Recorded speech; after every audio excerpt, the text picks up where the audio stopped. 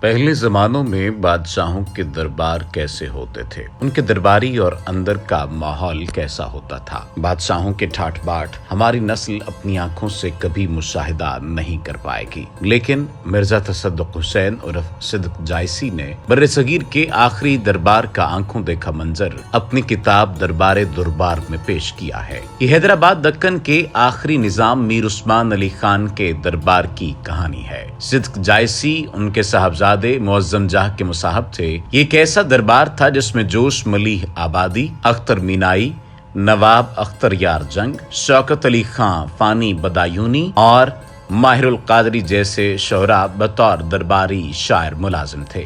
دربار دربار کے مصنف صدق جائسی نے 1936 کے آخری مہینوں میں حیدرآباد دکن میں قدم رکھا اور دہائیوں تک وہ شاہی دربار سے وابستہ رہے۔ ڈیلی پاکستان ہسٹری پر ہم اس سیریز میں صدق جائسی کے اپنے الفاظ میں ناظرین کو درباری ماحول سے آگاہ کریں گے۔ یہ سیریز ایک آپ بیتی کی شکل میں گزشتہ سے پیوستہ طرز پر ناظرین کی خدمت میں پیش کی جائے گی۔ پچھلی قسط میں ہم نے دربار کے مشاعرے کا ذکر کیا تھا۔ اس قسط میں ہم صدق جائسی کی دربار میں بطور مصاحب منظوری کو بیان کریں گے۔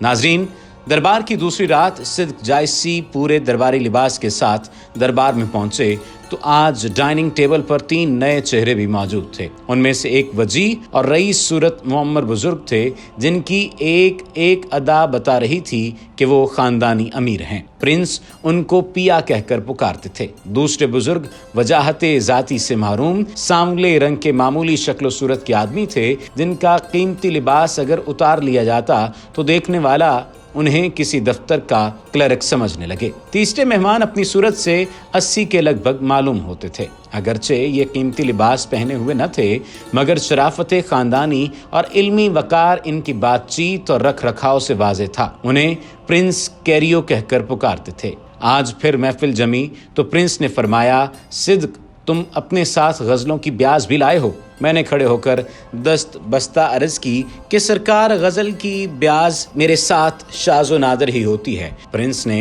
حیرت سے نظر ڈالی، فرمایا تم پیا اور کیریو کے درمیان آ کر بیٹھو۔ اب پرنس نے ان سانولی صورت کے مہمان کی طرف اشارہ کر کے فرمایا، صدق یہ ہمارے ماموں نواب قدرت نواز جنگ بہادر ہیں۔ میں نے اپنی جگہ سے اٹھ کر سلام کیا۔ نواب صاحب نے بھی ایستادہ ہو کر میرے سلام کا جواب دیا، پھر ہاتھ جوڑ کر پرنس سے فرمایا، یہ سرکار کی بندہ نوازی ہے جو اس طرح غلاموں کی عزت بڑھاتے ہیں۔ پرنس پھر مجھ سے مخاطب ہوئے اور فرمایا، تمہارے بائیں ہاتھ پر نواب ناصر الدولہ ہیں جو میرے مرحوم دادا کے رفیق خاص اور مصاحب تھے۔ میں نے اٹھ کر ان کو سلام کیا، وہ بھی کھڑے ہو گئے اور بڑی خندہ پیشانی سے میرے سلام کا جواب دیا۔ پھر ارشاد ہوا، تمہارے داہنے ہاتھ پر قاری سلیمان ہیں جو بچپن میں میرے اور میرے بھائی ولی عہد کے استاد تھے۔ میں انہیں کیریو کہتا ہوں۔ اس تعارف کے بعد پرنس نے فرمایا، اچھا اب اپنی وہی غزل پڑھو جس کے ایک شعر نے مجھے پہروں تڑپایا ہے۔ فانی مجھ سے مخاطب ہوئے اور فرمایا، صدق صاحب آپ کا یہ شعر سن کر اس کے لطف عام کو غیرت نہیں کرتی قبول اور میں کمبخت لطف خاص کے قابل نہیں۔ سرکار کی جو کیفیت تھی اسے میں لفظوں میں بیان نہیں کر سکتا۔ تقریباً آدھے گھنٹے تک مجھ سے یہی شعر پڑھواتے رہے، کسی طرح دل نہیں بھرتا تھا۔ پرنس نے فرمایا، فانی یہ بتاؤ کہ یہ شعر میں نے تم سے کتنی بار پڑھوایا ہے؟ فانی بولے، کم سے کم 9 بار۔ اس کے بعد مجھے حکم ہوا کہ یہی غزل سناؤ۔ میں نے پرنس سے مخاطب ہو کر مطلع پڑھا، محنت عشاق اے خود کام بے حاصل نہیں، تجھ کو بے پرواہ جو رہنے دے وہ جذبے دل نہیں۔ پرنس نے مطلع سن کر نہایت شگفتگی سے بہت ہی اچھا فرمایا۔ اس کے بعد میں نے شعر پڑھا، گفتنی ہر ماجرائے غم مگر کس سے کہیں، آشنا درد محبت سے تمہارا دل نہیں۔ پرنس نے یہ شعر سن کر فرمایا، پیا کیسا سادہ اور پر اثر کلام ہے۔ پھر میں نے یہ شعر پڑھا، میرے دشمن وصل سے مایوس ہوں اے غم گسار، اس کی غفلت ہی تو کہتی ہے کہ وہ غافل نہیں۔ پرنس نے بے ساختہ ویری بیوٹیفل فرمایا۔ پیا نے پرنس سے ہاتھ جوڑ کر عرض کی، صاحب یہ فیضان عشق ہے۔ سرکار تحقیقات فرما لیں، اگر یہ کسی پر عاشق نہ ہو تو غلام کے منہ پر تھوک دیجیے۔ مشاعرے کے دوران میں سلام کرتے کرتے تھک کر چور ہو گیا۔ غزل خوانی اس دن وبال جان بن گئی۔